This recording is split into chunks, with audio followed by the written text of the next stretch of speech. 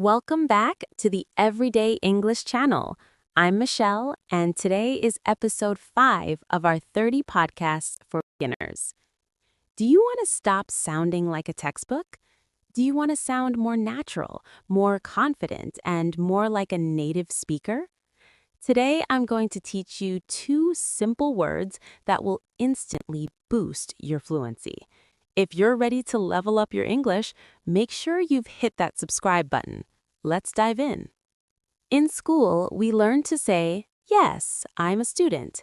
But a native speaker might say, "Well, actually, I'm a student."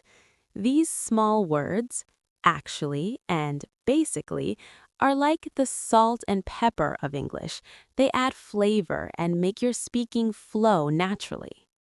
Let's start with actually. We use this word in 2 main ways. Number 1, to correct someone politely. If someone says, "You live in London, right?"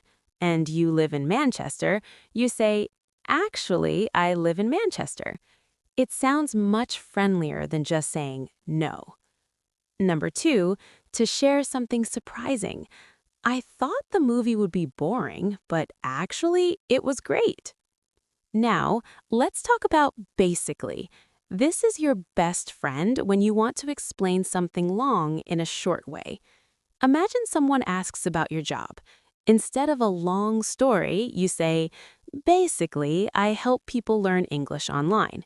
It tells the listener, "I am going to give you the most important information now." Here is a secret. Native speakers use these words when they need a second to think. If someone asks you a difficult question, you can start with, "Well, basically." This gives your brain time to find the next words. It's a great way to avoid and ah. Let's practice. Repeat after me with feeling. "Actually, I don't really like coffee." Basically, it's a very simple plan. "I thought it was Friday, but actually it's Thursday."